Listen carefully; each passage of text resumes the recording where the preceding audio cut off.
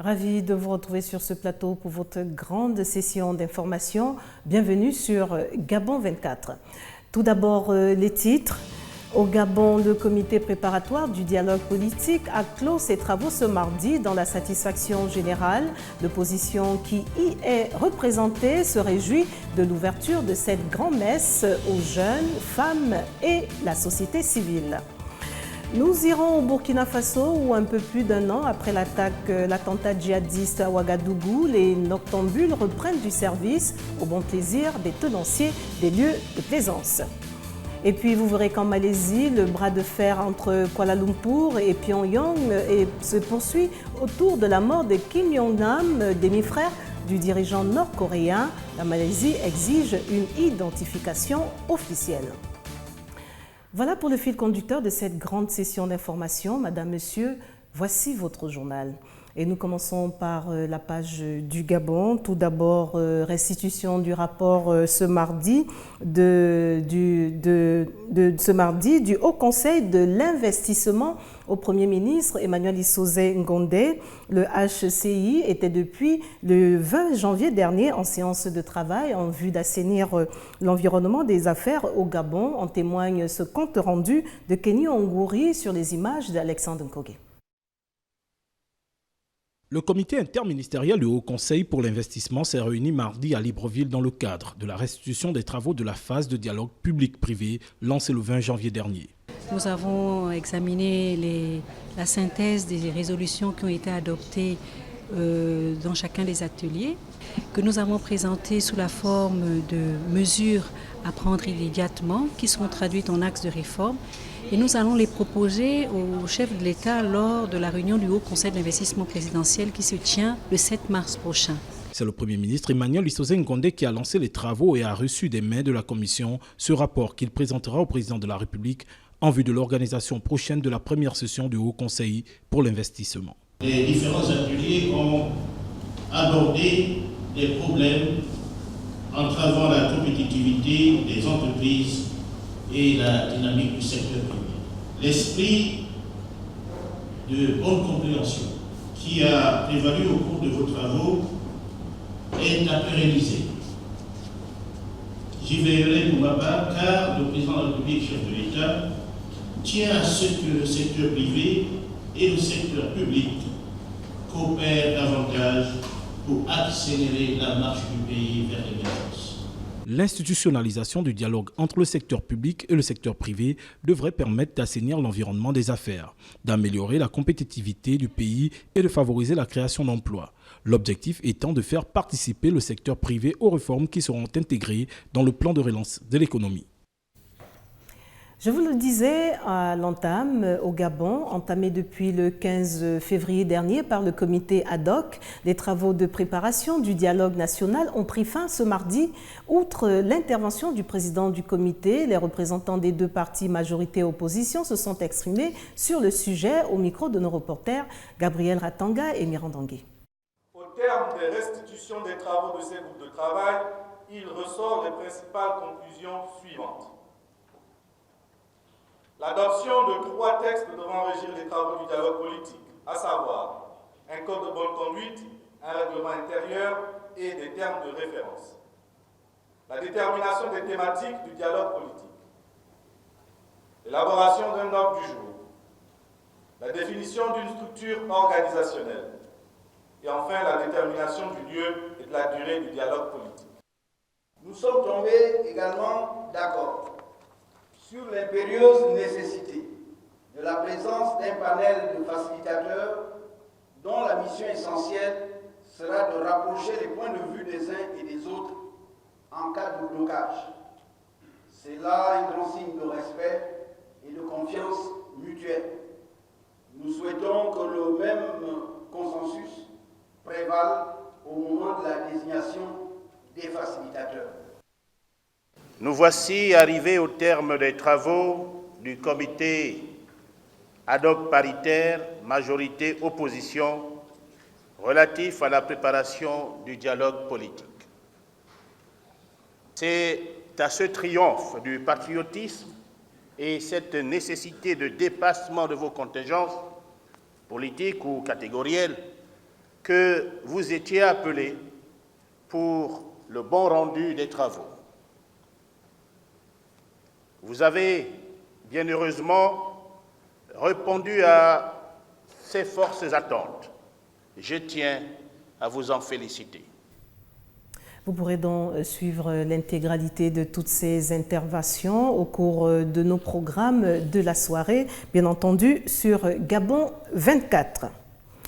L'actualité au Gabon, c'est aussi que le Gabon va emprunter 108 milliards auprès de l'Agence française de développement et de la Banque internationale pour la reconstruction, un fonds destiné à la réhabilitation du transgabonais et le développement du numérique. Cet emprunt coïncide aussi avec le séjour du FMI au Gabon. Les détails dans ce reportage de Kevin Oswald Doukaga. 108 milliards de francs CFA, c'est la somme que le Gabon va contracter auprès de l'Agence française de développement et la Banque internationale pour la reconstruction. 3 emprunts destinés à financer 3 projets, à savoir la réhabilitation du transgabonais, le développement du numérique, notamment la fibre optique, dont la finalité est aussi d'interconnecter tous les pays de l'Afrique centrale, puis le projet intitulé e-Gabon qui vise à améliorer les performances du système d'information sanitaire du pays. Il y a 2 emprunts qui concernent en fait les éléments d'économie numérique. Donc c'est le renforcement du secteur tertiaire. Nous voulons aujourd'hui que le secteur tertiaire puisse jouer un rôle considérable au niveau de l'économie gabonaise. Aujourd'hui, on sait que le chemin de fer est confronté à un problème d'évacuation.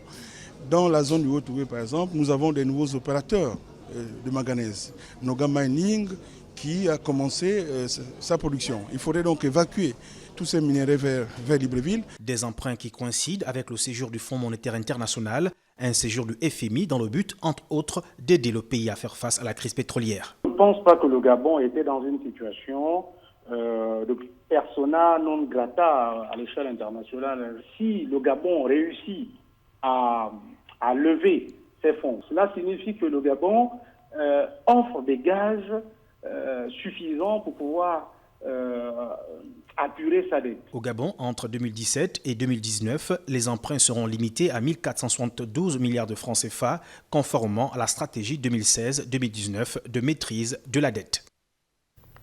Signature à Libreville ce mardi de la convention de jumelage entre la Cour de cassation gabonaise et la Cour suprême du Sénégal.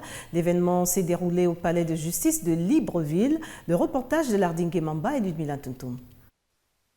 La coopération Sud-Sud a l'honneur ce mardi 28 février au palais de justice de Libreville, à travers la signature d'une convention entre la Cour de cassation gabonaise et la Cour suprême sénégalaise. Objectif, faire tomber les barrières, unir les hommes et les femmes d'une même corporation et renforcer leurs connaissances sur le plan judiciaire. Pour l'essentiel, il s'agit de faire tomber les barrières entre les individus, en permettant de nouer des rapports professionnels et d'amitié entre des hommes et des femmes d'un même secteur d'activité, par des échanges, des visites réciproques et l'organisation de séminaires de formation, ce qui inclut évidemment toute action tendant à promouvoir et à renforcer l'état de droit dans nos pays respectifs.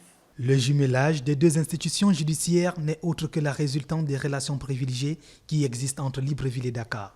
Nous venons de signer cette convention qui, en définitive, n'est que la formalisation des relations, des excellentes relations qui existent déjà entre nos 2 hautes juridictions. Maintenant, reste à voir l'application pays par pays. Nous allons aussi échanger sur cette problématique de l'application des lois dans nos différents pays. C'est toujours dans le même but, essayer d'avoir dans chaque pays ce qu'il y a de meilleur. Améliorer les méthodes juridictionnelles, échanger des connaissances en matière de jurisprudence et la formation des ressources humaines sont là, entre autres, ce dont vise cette nouvelle convention. Refermons la page du Gabon avec cette note de littérature. Ma plume, c'est le titre du recueil de poèmes que vient de paraître aussi aux éditions Doxa de l'auteur gabonais Michel Ambouroué Makaya. La cérémonie de dédicace de son premier ouvrage s'est déroulée lundi dans un restaurant de la capitale gabonaise, Libreville. Le regard de Linda Gaël Maganga et Fred Ndongo.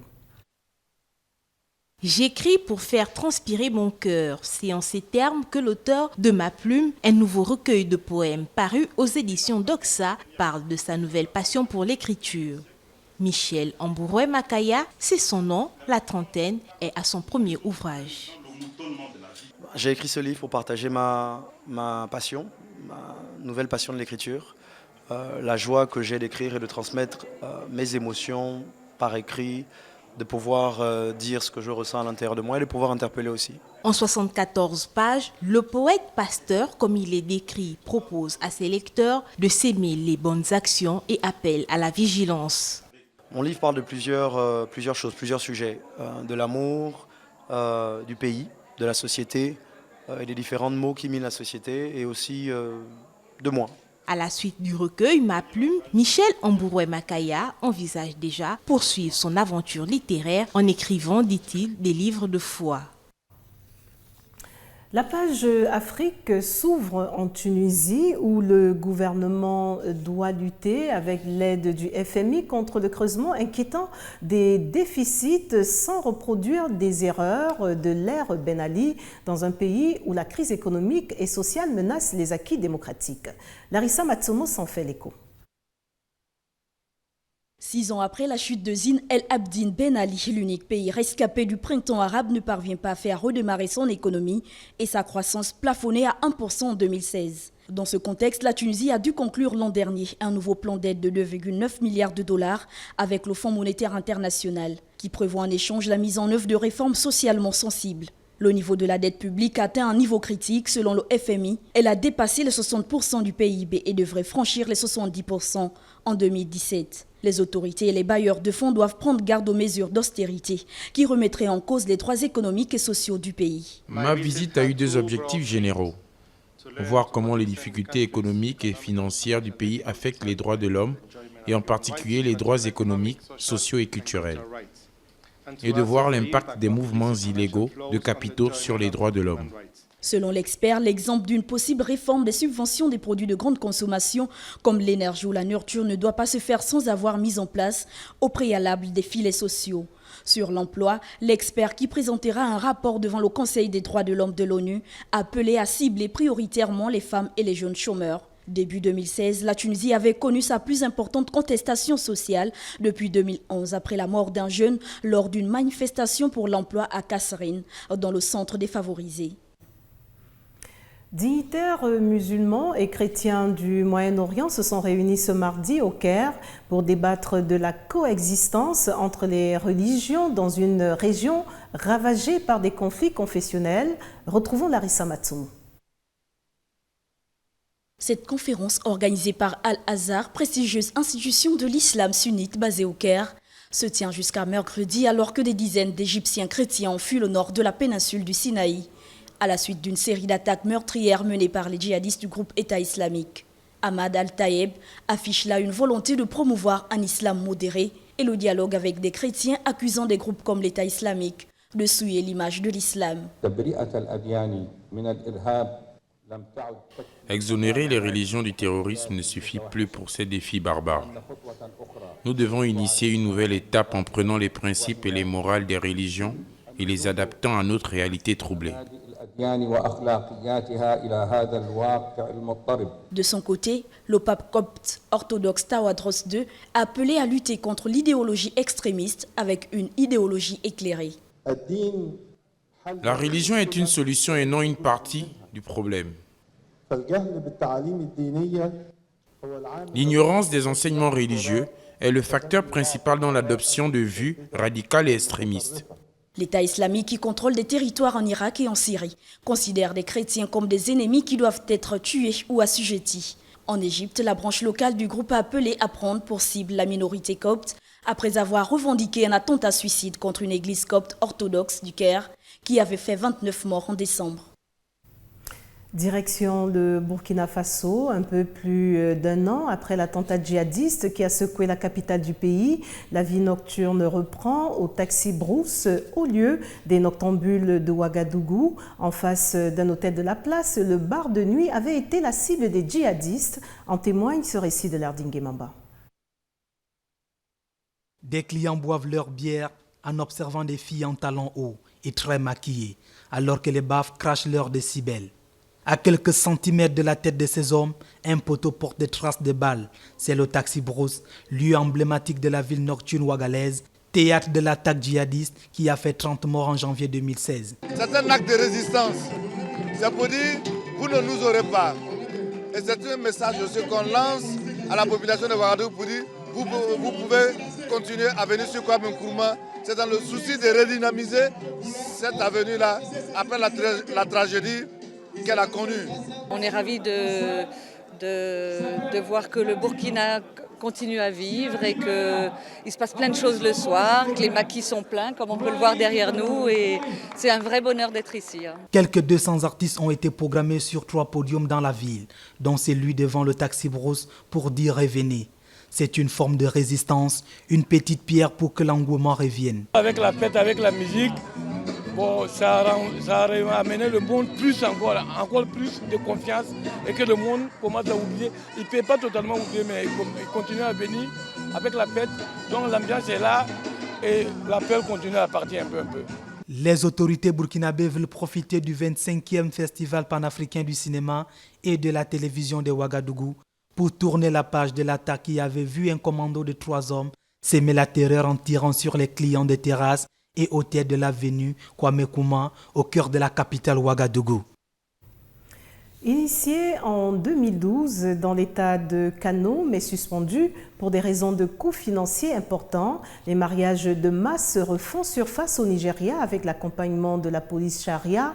Beaucoup y trouvent leur compte. Je ne vous en dis pas plus, suivant ce récit de Dorota Finizo.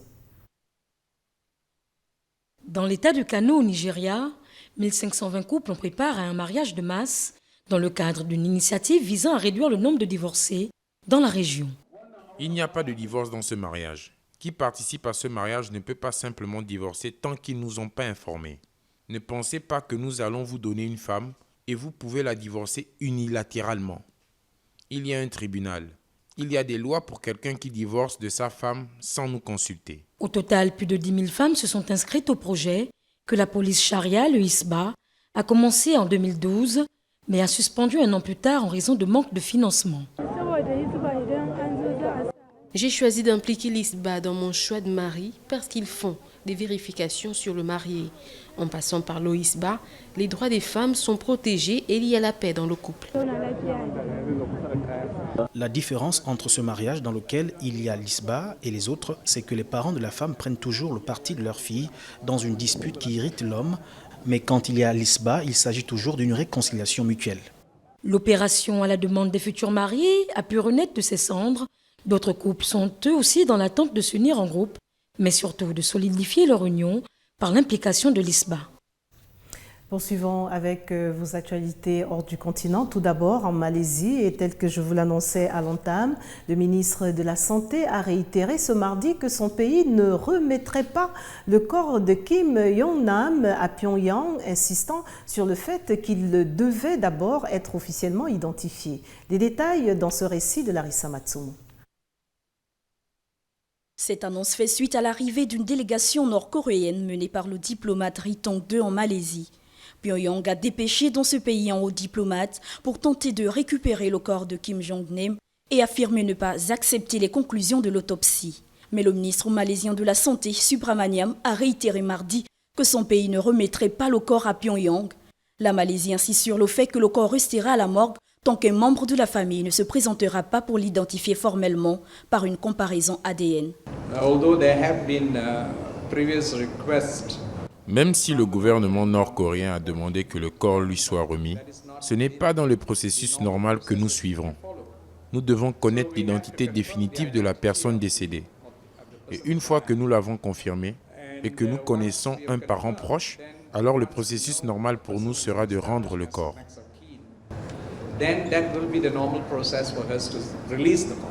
Pour rappel, le demi-frère du président nord-coréen avait été tué le 13 février à l'aéroport international de Kuala Lumpur. Les enquêteurs avaient révélé vendredi que cette attaque avait été perpétrée avec du poison VX, un agent neurotoxique classé comme une arme de destruction massive, dans un scénario digne d'un roman d'espionnage. Les 2 suspects, une Indonésienne et une Vietnamienne, arrêtés peu après les faits, sont soupçonnés d'avoir administré la substance mortelle. Quand Alexandra Koutas, sur chaise roulante, a été choisie pour défiler à la récente Fashion Week de Kiev, ce n'est pas simplement un rêve d'enfance qui est devenu réalité. Ce choix a été une victoire pour tous les handicapés d'Ukraine. Le regard de Charlène Flormeza.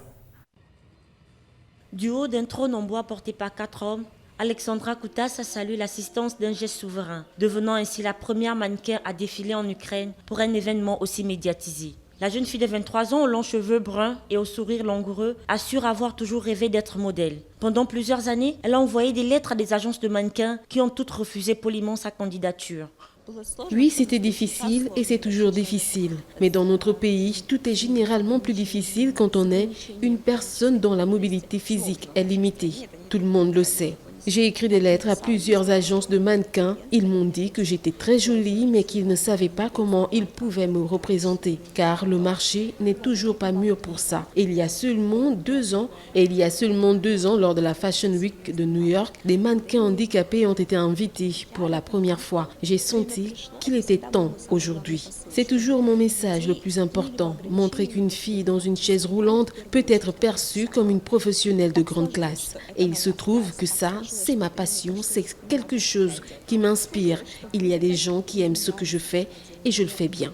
Aujourd'hui, Alexandra Koutas est devenue une mannequin en vogue en Ukraine, alors que les personnes handicapées ont longuement été discriminées, voire cachées parfois pendant l'époque soviétique. Elle est aussi devenue la conseillère du maire de sa ville natale. Son rôle est d'aider à rendre Dnipro plus facile à vivre pour les personnes handicapées. Une tâche rendue primordiale par la guerre que se livrent les rebelles pro-russes et l'armée ukrainienne, qui a fait plus de 10 000 morts et 23 000 blessés, parmi lesquels beaucoup ont été amputés.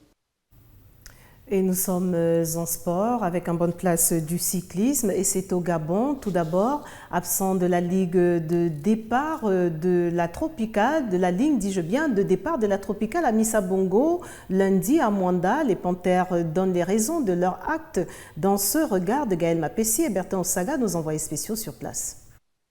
Leur absence n'est pas passée inaperçue lors du lancement de la Tropicale à Missa-Bongo 2017. Le capitaine de l'équipe nationale donne les raisons de leur geste. L'année passée, vous vous demandez pas les primes, les arriérés qu'on réclame. Ça date d'avant l'arrivée de l'année. Mais pourquoi avec Olano on n'a pas réclamé cela? Parce qu'on s'est dit, bon, comme nos dirigeants ont fait l'effort d'amener un nouvel entraîneur, pourquoi revenir sur les choses passées? Oublions tout cela s'ils veulent faire les choses dans l'ordre désormais et peut-être ils veulent revoir le cyclisme de manière propre. Oublions tout le passé et allons vers l'avant déjà avec le nouvel entraîneur. Mais on se rend compte que c'était juste un semblant, un pas en avant, 2 pas en arrière. L'entraîneur est venu, il a fait ses 2-3 mois, il est reparti. On se retrouve dans la même situation. Le forfait de l'équipe nationale du Gabon au départ de la course trahit un mal qui n'avait que trop duré. On sait qu'on a trahi la nation, mais je pense que c'est un mal nécessaire pour que les choses puissent normalement s'améliorer, parce que les choses ne peuvent pas continuer comme ça. Pour la ministre de la Jeunesse et des Sports, c'est un geste injustifié. Mon sentiment de sportif, c'est que je suis déçu parce qu'un sportif doit aller jusqu'au bout et un sportif doit respecter les valeurs sportives et non respecter autre chose. On met l'argent devant, on met la politique devant. C'est dommage pour le sport parce que le sportif, c'est d'abord le fair play et c'est d'abord le sport. Entre promesses non tenues et l'accumulation des mois sans monter sur un vélo, les Panthères éliminés de la course conformément au règlement de l'Union cycliste internationale termineront la 12e édition de la Tropicale à Missa-Bongo en tant que spectateurs, eux qui ont souvent été des acteurs. J'en viens à l'animation de cette tropicale, chauffer l'ambiance. Avant chaque départ d'étape, les organisateurs de cette 12e tropicale ont mis en place un dispositif chargé d'agrémenter l'événement et de détendre l'atmosphère. En témoigne ce compte rendu de Bertin Osaga et Gaël Mapessi.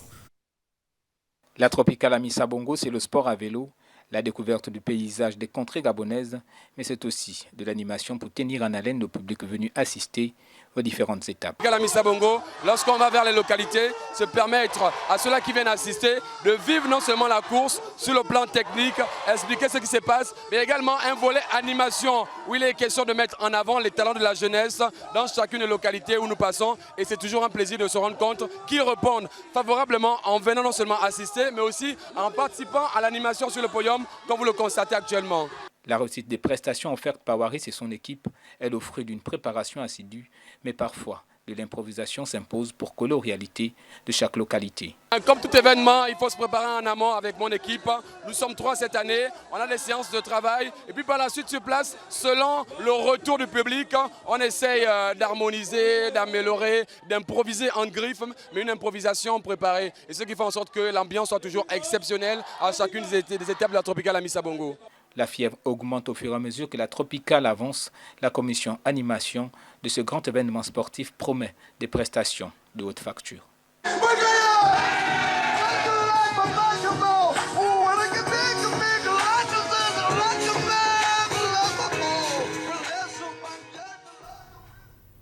Le rappel des titres avant de refermer cette grande session d'information. Vous l'avez vu au Gabon, le comité préparatoire du dialogue politique a clos ses travaux ce mardi dans la satisfaction générale. L'opposition qui y est représentée se réjouit de l'ouverture de cette grand-messe aux jeunes, aux femmes et à la société civile. Nous étions au Burkina Faso où, un peu plus d'1 an après l'attentat djihadiste à Ouagadougou, les noctambules reprennent du service au bon plaisir des tenanciers des lieux de plaisance. Et puis également en Malaisie, le bras de fer entre Kuala Lumpur et Pyongyang se poursuit autour de la mort de Kim Jong-nam, demi-frère du dirigeant nord-coréen. La Malaisie exige une identification officielle. Voilà, Madame, Monsieur, tout ce qui a retenu notre attention pour cette grande session d'information. Au nom de toute l'équipe, merci pour votre fidélité. L'information continue sur Gabon 24, mais en attendant, n'oubliez surtout pas que quoi qu'il arrive, entre-temps, gardez le sourire. Au revoir.